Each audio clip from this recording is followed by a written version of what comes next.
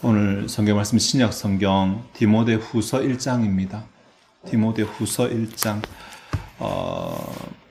3절부터 8절까지가 본문인데 5절 한 절만 제가 봉독하겠습니다. 디모데후서 1장 5절입니다.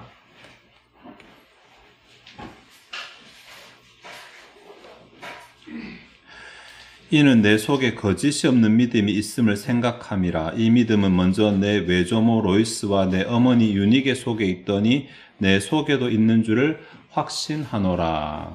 아멘. 디모데는 바울의 그 전도 여행과 관련된 인물입니다. 바울이 3번에 걸쳐서 크게 선교하고 로마로 가고 그 다음 성경에 기록되지 않은 4번째 선교여행을 가고 이렇게 총 4번을 다녔는데 1차 선교여행 때 루스드라에서 아마 그 디모데의 가정을 만났던 것으로 보이며 2차 선교여행 때부터 바울이 디모데를 동행한 것으로 그렇게 알려지고 3차 선교여행도 같이 가면서 마지막 예루살렘에서 체포되고 로마로 압송되는 과정에서 헤어지게 됩니다. 예루살렘에 체포되고 먼저 가이사랴로 가게 되고 가이사랴에서 2년간 머문 후에 로마로 압송돼 가는데 그 2년간 머무는 동안 바울이 디모데를 에베소로 보냅니다. 자기가 없는 에베소가 너무 이제 걱정이 돼서 에베소 교회로 디모데를 보내면서부터 디모데의 목회 생활이 시작되게 됩니다. 그리고 바울이 디모데에게 2번의 서신을 보내는데 먼저 보낸 디모데 전서는 물론 개인적인 내용도 조금 들었지만 목회와 관련된 교훈들이 굉장히 많이 들어있습니다. 목회 서신이라고 말하죠. 2번째 보내는 서신이 오늘 디모데 후서인데 디모데 후서는 바울이 이제 임종 직전에 보낸 서신으로 알려져 있습니다. 자기의 그 임종이 다가왔다라는 것을 4장에서 암시하고 있는데 임종 직전에 자기가 돌아보았을 때 아마 이제 여러 가지가 있었겠지만 디모데가 굉장히 마음이 걸렸던 것 같습니다.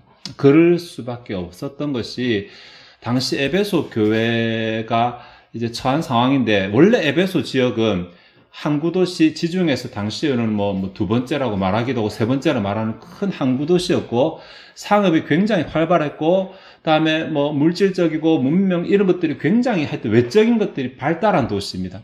그곳에서 목회한다는 자체가 그들을 전도하고 또 그들을 가르치는 자체가 결코 쉽지 않았습니다.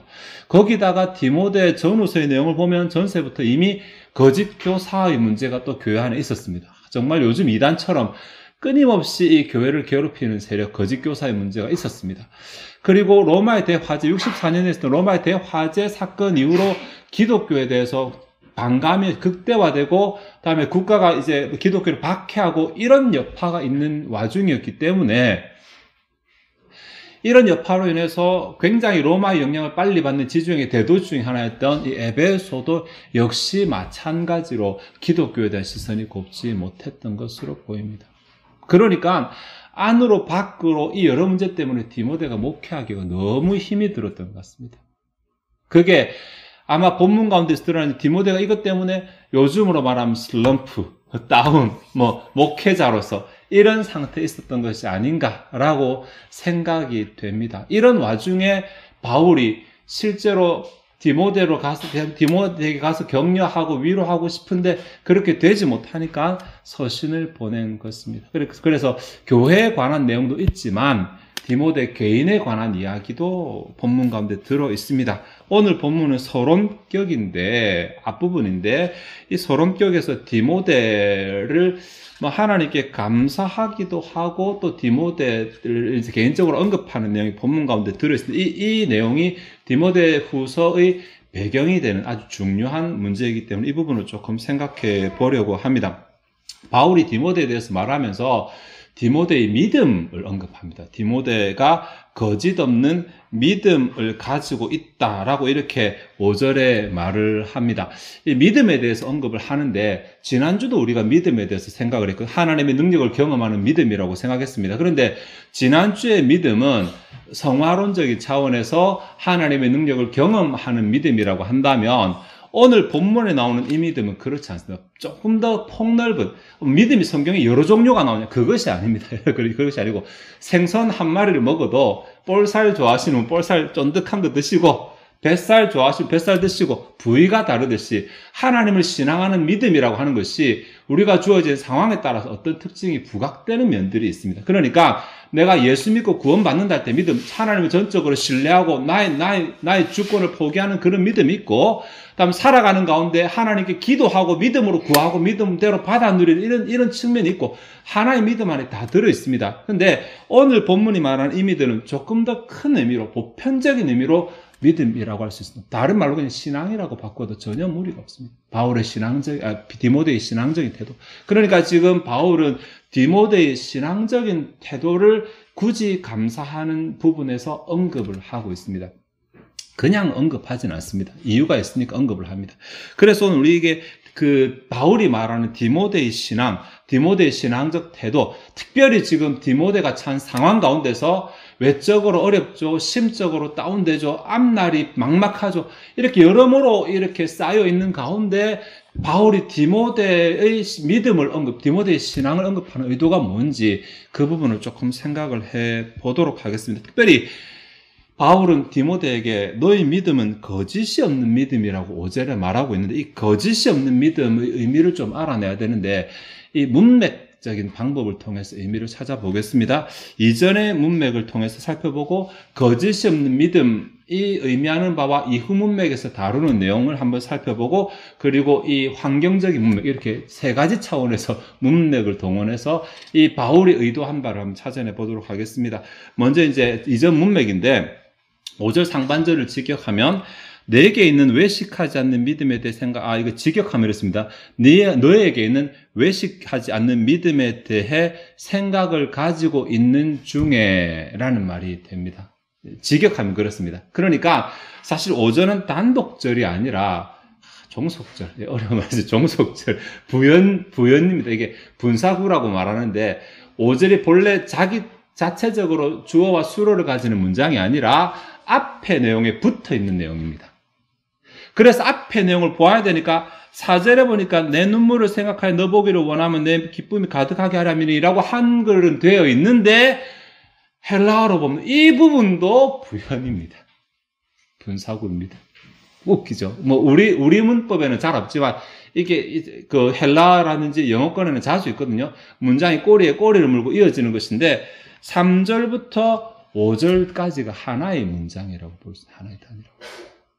네. 그렇다 보니까 5절을 생각하려면 이제 앞에까지 다 생각해야 되는데 3절에서 바울은 디모데를 계속 생각합니다. 밤낮 간구하는 가운데 쉬지 않고 너를 생각하여라고 말하지 않으니까 바울은 디모데를 계속 생각을 하고 있습니다. 그런데 4절에 보니까 바울이 생각하는 그게 뭐냐면 너의 눈물을 생각합니다. 4절에 네 눈물을 생각하여라고 말하는데 원어로 보면 눈물이 복수거든요. 그러니까 아마 디모데가 많이 울었던 것 같아요. 많이. 예, 우리가 알기로는 네 연소함을 업신여기지 못하게 하라 이런 부분에서 아마 디모데가 실제로 나이가 어렸다라기보다는 스스로 자아를 낮게 생각하는 위축했을 가능성, 그러니까 소심한 성격을 가졌을 가능성이 큰데 차분하고 소심한 성격을 가졌던 디모데가 할 수 있는 방법이 자기 영적인 아버지 바울이 맡겼으니까 도망은 못 가겠고 그렇다고 이것을 자기 힘으로 부딪혀 보려니까 너무 막막하고 그래서 아마 많이 울었던 것 같은데 이 많은 울음을 바울이 눈물을 생각을 하고 있습니다. 그런데 바울이 내 눈물을 생각을 하면서 그 앞에 하나님께 감사하고 있는 것입니다. 도대체 바울이 성격이 무엇이길래 제 영적인 아들 디모데가 울고 있는데 하나님께 감사하는 것입니까? 바울이 성격이 개팍해 쌓여 꽃이다 이렇게 한 건 아닐 것 같아요. 그죠? 그것이 아니고 이제 5절에 이는 내 속에 거짓이 없는 믿음이 이 부분이 답입니다. 바울이 디모데가 힘들어하는 것을 알지만 그 가운데서 바울이 감사를 찾아낸 이유가 그 디모데의 힘든 것을 풀어낼 수 있는 열쇠를 찾았기 때문입니다. 그 열쇠가 거짓이 없는 믿음이라는 것입니다. 네. 그러니까 디모데가 지금 목회한다고 힘들고 바울이 준 사명, 아버지가 허락한 파송한 그 명령을 거역하지 못해서 에베소에서 힘들게 지금 고난당하고 있고 그런 가운데서 너무 힘들어서 지금 낙담하고 낙심하거나 혹은 힘이 빠져 있는 상태가 있는데 바울이 생각은 하고 있지만 그 문제에 대해서 자기 어떻게 하면 디모데를 조금 도와줄 수 있을까? 그렇다고 또 에베소를 돌보지 않으면 안 되잖아요. 어떻게 하면 이 문제를 할까? 고민하던 가운데 찾아낸 답이 디모데 안에 있는 거짓 없는 믿음. 이거면 되겠다. 이거면 문제를 풀 수 있겠다. 라고 생각해서 하나님께 감사했다라고 하는 내용입니다. 그럼 이제 거짓 없는 믿음에 대해서 생각을 해봐야 되겠죠. 거짓 없는 믿음에서 거짓 없는이라는 단어가 재밌는 단어인데, 이 말은 아니라고 하는 부정에 대답하다라는 동사가 합성된 말. 우리로 말하면 대답하지 않는다라고 되는데, 그것도 조금 어색하죠. 조금 더 근본적으로 어원을 따지면 반응하지 않는다라는, 반응하지 않는다. 그러니까 디모데의 믿음은, 바울이 찾아낸 그 답이죠. 디모데의 믿음은 반응하지 않는 믿음이라는 것입니다. 이것도 좀 이상하죠. 반응을 안 하는 믿음이라니. 그런데 이 단어가 어떻게 발전되는 걸 봐야 되는데, 이 단어가 외식하지 않는다로 발전이 되거든요. 의미가. 그러니까 여기서 말하는 반응은 사람들에게 반응하지 않는다라는 것으로 보입니다. 다른 사람에게 반응하지 않는 믿음. 이 믿음을 가지고 또 이제 현대에서, 영어에서는 이것을 신실한 믿음으로 번역합니다. 다른 말로 하나님을 바라보는 믿음이라고. 그러니까 여기 거짓 없는 믿음이라는 것은 사람들이 어떻게 하냐에 따라서 울고 웃고 하는 믿음이 아니라 내 믿음의 기준을 하나님께 두는 믿음이라고 그렇게 말할 수 있습니다.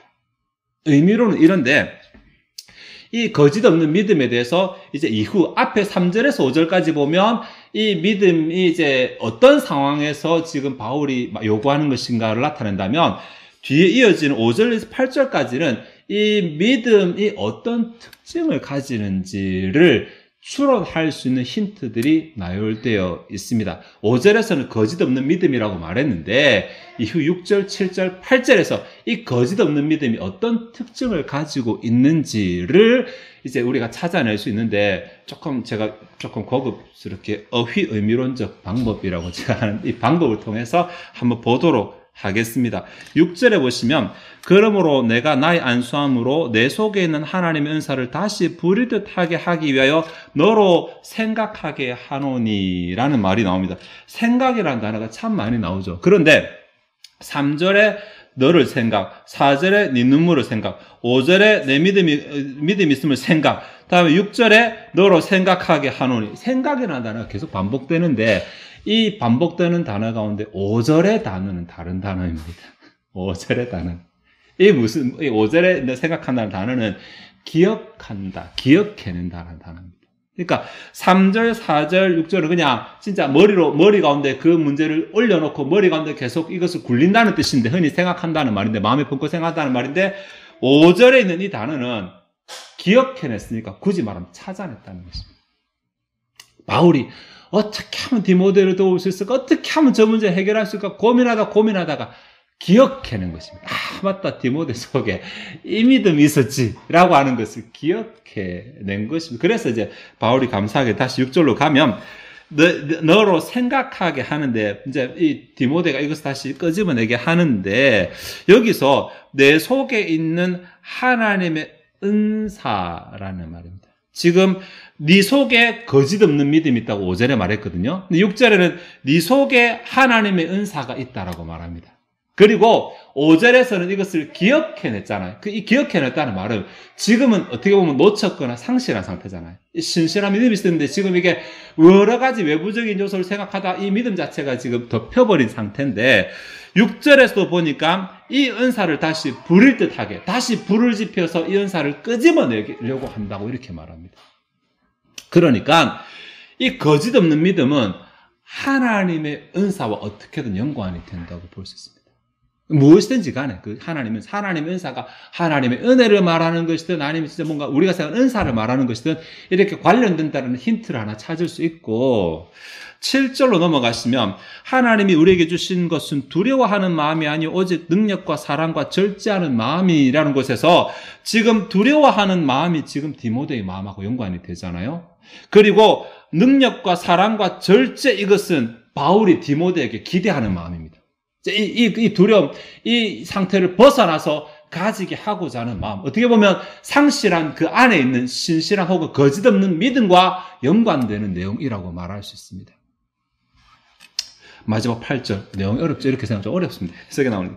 그러므로 너는 우리 주를 증언함과 또는 주를 위하여 갇힌 자 된 나를 부끄러워하지 말고 오직 하나님의 능력을 따라 복음하게 고난을 받으라. 이쯤 되면 눈치를 채셨을지 모르겠지만 지금 디모데의 상태는 부끄러워하는 것과 연관이 되겠죠. 그러니까 부끄러워하지 말라라고 말하겠죠. 소심하지 마. 지금 그것으로 네가 감추지 마. 뭐 이렇게 지금 고민하고 있는 것이니까 디모데의 상태가 그런 것이고, 다음에 거짓 없는 믿음과 관련될 만한 부분은 하나님의 능력을 따라. 하나님의 능력을 따라라고. 자, 이것들을 좀 정리해 보도록 하겠습니다. 바울이 지금 말하고 있는 거짓 없는 믿음은 디모데 안에 있는 하나님의 은사와 관련이 됩니다.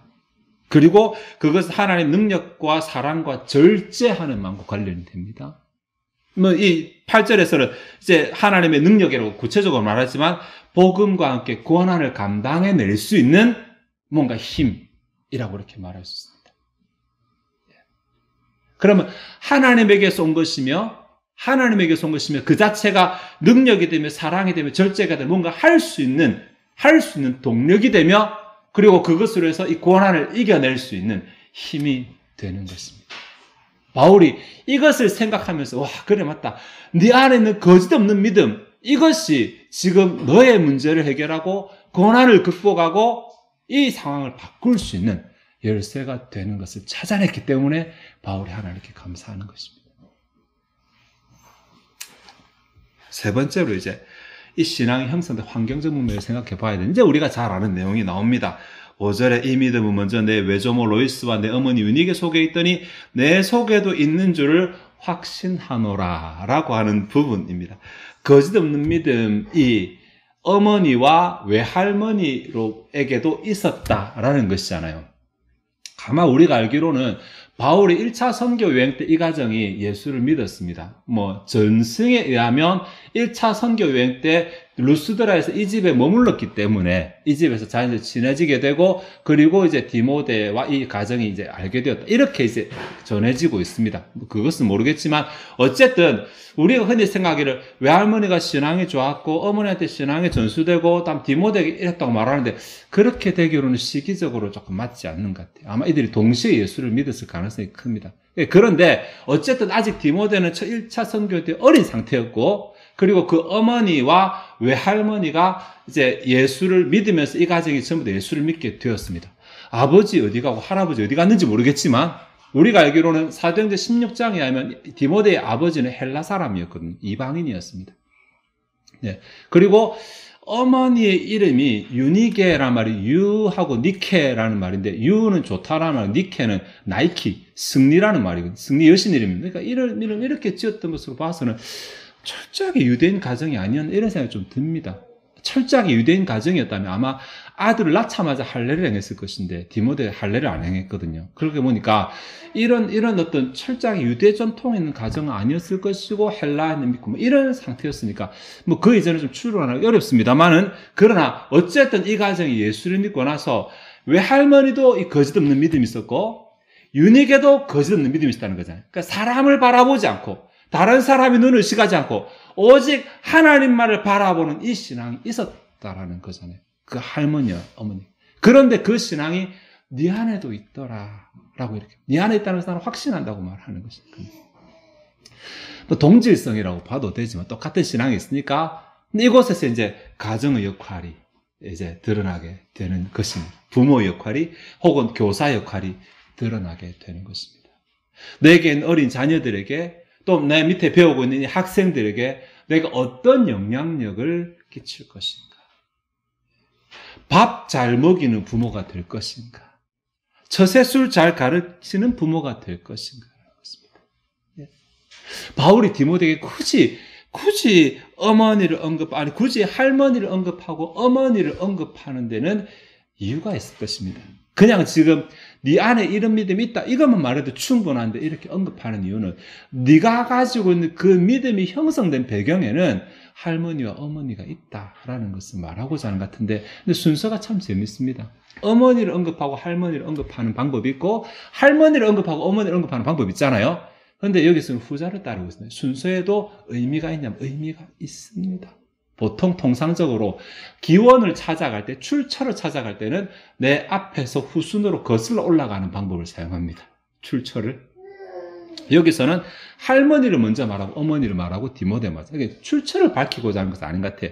디모데가 가지고 있는 거짓 신앙의 출처를 밝히는 것이 아니라 아마 할머니도 가지고 있고 어머니도 가지고 있고 너도 가지고 있고 이렇게 말해서 동질성을 강조하고자 하는 것 같아요. 동질성을 강조하면서 동시에 할머니와 어머니가 디모데에게 이 신앙을 전수한 것, 가르친 것. 그러니까 가르쳤다보다 동질성을 강조하니까 이들이 이미 이 신앙을 살고 있었다. 할머니와 어머니가 이 신앙을 살고 있었다. 그리고 너에게도 이 신앙이 있다. 그러니까 너도 빨리 이 신앙을 활성화시켜 할머니와 어머니처럼 너도 이 신앙을 가지고 살아라. 그럼 이 문제가 해결된다. 뭐 이렇게 지금 의도를 하고 있는 것 같습니다. 설명하면 그러니까 할머니와 어머니가 어떻게 디모데에게 이 신앙을 전수했을까? 전수한 건 맞는데 어린 디모데가 보고 배웠으니까 환경이죠, 환경. 그 환경에서 자라났다. 이 말은 할머니와 어머니가 이 신앙의 본을 보였다는 말하고 똑같은 말이에요. 이 말씀 드리고 설명을 길게 드렸습니다. 할머니와 어머니가 이 신앙의 삶을 살았고 자녀에게 이 신앙의 본을 보였다는 것입니다. 본을 보였다. 그러니 디모데가 그 신앙의 환경 속에서 자라나고 그 신앙을 가지게 되었다. 그 신앙이 언제 제대로 먹혔냐면 물론 바울을 따라다닐 때도 그랬겠죠. 지금 그가 어려운 상황에서 처한 상황에서 정말 막막하고 답이 없거나 고난인 이 상황에서 그의 문제를 벗어나 해결할 수 있는 하나님의 방편으로 지금 작용을 할 수 있는 것입니다. 네, 바울이 찾아서 유레카라고 외칠 수 있었다. 감사할 수 있었던 그 열쇠가 되는 것입니다. 말씀을 조금 정리하도록 하겠습니다. 예, 말씀을 정리하기 전에 이 부분을 조금 확실하지 않고 한 번 더 한다면 그 디모데 후서 3장에 보면 바울이 네가 어려서부터 성경을 알았나니라고 말하는 3장 15절인가 보면 나옵니다. 예, 네가 어려서부터 성경을 알았다. 이 어려서부터가 아마도 바울이 1차 선교의 이유를 말할 것인데 바울은 가버렸고, 그죠? 가버렸고 그 다음에 그 과정에서 디모데에 대한 성경 교육이 이루어졌다라는 것을 알 수 있잖아요.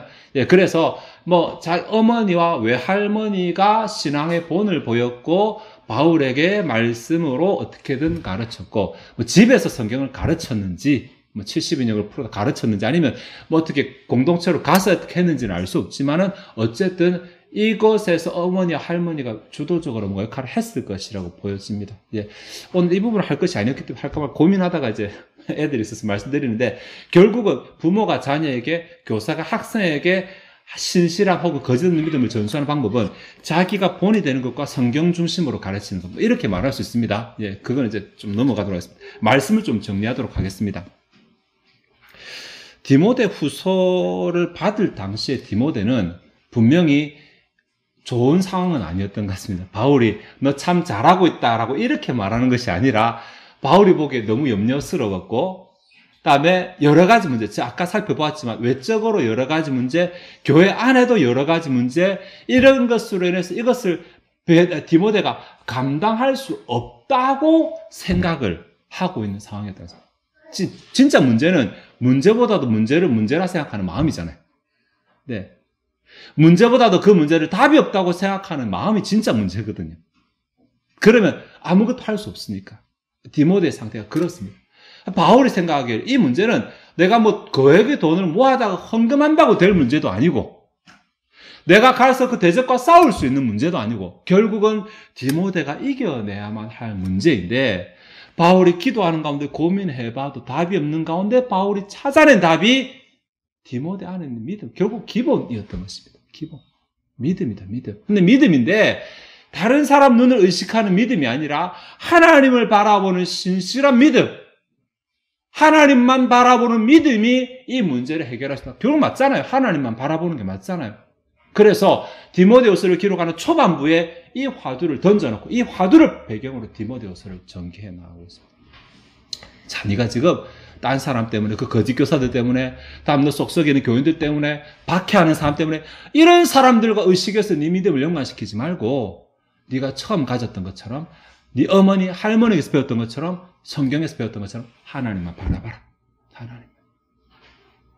그리고 디모데를 담대하게 만듭니다. 자, 전승 얘기를 하나 더 할까요? 디모데 후서가 기록되고 전달된 이후로 디모데가 어떻게 됐는지 성경에 나오지 않으니까 전승에 하면 디모데가 순교하거든요. 바울이 순교한 직후에 에베소는 아데미의 그 신전이 있습니다. 1년에 한 번씩 아데미의 생일이 되면 아데미 우상을 신전에서 끌어오고 이 시내 안에 아데미 신상을 이렇게 만나게 하는 장면이 있습니다. 네, 그 축제를 벌일 때 디모데가 아주 용감하게 이것은 우상이다라고 외치다가 돌에 맞아 죽습니다. 네. 결국 디모데 후서 이후에 디모데가 신앙이 회복되었을 것이라고 추측할 수 있는 부분이죠. 담대함을 회복했으니까. 네. 이때까지 사람들 눈치 보면서 할 말 못하고 지내다가 이제 할 말을 담대하게 할 수 있는 차지 바뀌었으니까. 물론 순교했다라고 하는 부분에서 우리 생각에 괜히 담대해졌네 이렇게 생각하는 혹 믿음이 어린 신자가 있을 줄도 모르겠습니다만은 분명히 하나님 나라에서는 이것은 결코 그렇지 않아요. 하나님의 기준에서는 짧지만 굵게 산 인생이라고 말할 수 있거든요. 그러니까 목회자로서 목회를 감당할 수 없을 정도로 위축이 되고 소심해지고 슬럼프에 빠지고 다운돼 있었으나 어쨌든 그가 담대함을 회복했다. 복음과 함께 고난을 담대하게 받는 바울의 의도가 디모데에게 그대로 실현되었다라는 것을 확인할 수 있습니다. 어떻게? 무엇 때문입니까? 그 안에 하나님을 향한 믿음을 가지고 있었기 때문입니다. 예. 사람 눈치 보는 믿음이 아니라 저 사람 하니까 나도 해야 되고 사람이 보고 있으니까 하는 척하고 이런 신앙이 아니라 누가 보든지 말든지 아무도 없어도 하나님 앞에서 가지는 나의 신앙 그것을 디모데가 가지고 있었기 때문입니다. 네 신앙이 어떻게 형성되었는가 보니까 그의 가정에서부터 시작이 된다는 것입니다. 네. 자기 혼자 뚝딱 태어난 것이 아니라 그의 환경, 그가 아직 어릴 때, 그가 아직 정체성이 정립되기 전부터 그의 가정 속에서 본을 보이고 가르쳐주는 그러한 교육이 있었다는 것입니다. 오늘 사실 어린이 주일이라고도 하는데 그것이 아니라 하더라도 믿음의 선배들, 신앙의 선배들, 우리 가운데 신앙 먼저 믿은 사람들, 교사들, 부모들 다 이 책임이 있다 생각. 우리는 나는 누군가에게 이런 신앙의 환경이 되고 있다는 사실을 조금. 누군가 나를 보며 본받으며 배우고 있다는 사실을 조금 안다면 내가 어떻게 해야 될지.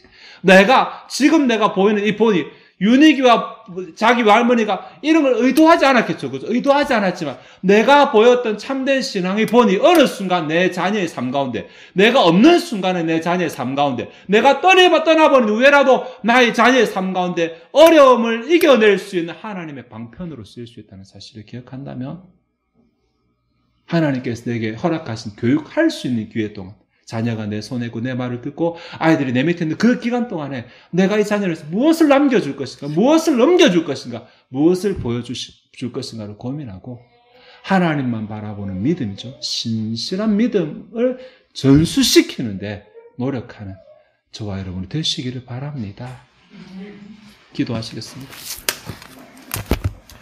하나님 오늘 디모데 후서 1장의 내용을 생각해 보았습니다. 바울이 자신의 영적인 아들로 알고 있는 디모데가 목회 가운데 어려움 겪고 있을 때 어찌할 바를 찾지 못하고 주님 앞에 기도하고 고민하던 가운데 디모데 속에 하나님을 바라보는 신실한 믿음이 있다라는 것을 확신하고 디모데 후서를 기록합니다. 하나님이 우리가 그 모습을 보게 됩니다. 이 공경 가운데 어려운 가운데서 해결할 수 있는 그 믿음의 위력을 특별하게 기적을 경험하는 것이 아니라 하나님을 바라보는 신실한 믿음이 곤경을 극복하고 슬럼프를 이겨내고 고난을 헤쳐나갈 수 있는 하나님의 능력이 된다라는 사실을 본문 가운데서 발견해 봅니다. 동시에 이 믿음이 그냥 생기는 것이 아니라 좋은 믿음의 본을 따라서 또 말씀을 배우는 가운데에서 생겨나고 자라나게 된 것도 생각해 보았습니다. 하나님 가정의 달입니다. 또 자녀들을 생각하는 시기입니다. 이때 우리가 우리 자녀들을 어떻게 키울 것인지, 우리의 제자들을 어떻게 훈련시킬 것인지, 교회 믿음의 후배들 앞에 어떤 모습을 가르칠 것인지를 고민해 보게 하옵소서. 우리의 본을 받은 자들이 혹 공경 가운데서 넘어지지 않고 그것을 이겨내는 하나님의 신앙을 소유할 수 있도록 우리가 말씀 중심으로 가르치고 좋은 본을 보이게 노력하는 우리들 되게 도와주시옵소서. 하나님, 문제 많습니다. 그런데 그 문제를 문제로 바라보고 우리의 마음이 포기하는 순간 그 문제는 영원히 풀 수 없는 문제가 될 것입니다. 하나님을 의지하고 그 문제에 도전하면 하나님께서 도우시는 힘으로 문제를 극복하게 될 것입니다. 어떤 문제 가운데 있든지 문제만 보느라고 답을 놓치는 신자 없게 하옵소서. 하나님의 손은 항상 그 문제보다 더 크시다는 사실을 우리가 믿게 하시고 하나님을 바라보는 믿음을 가지고 문제를 극복해내고 이겨내는 주의 자녀들 다 되게 도와주시옵소서. 이 시간 주 앞에 준비된 예물을 드리고자 합니다. 우리의 마음이 즐거이 하나님을 헌신하게 하옵소서. 감사드리며 예수 그리스도 이름으로 기도하옵나이다. 아멘.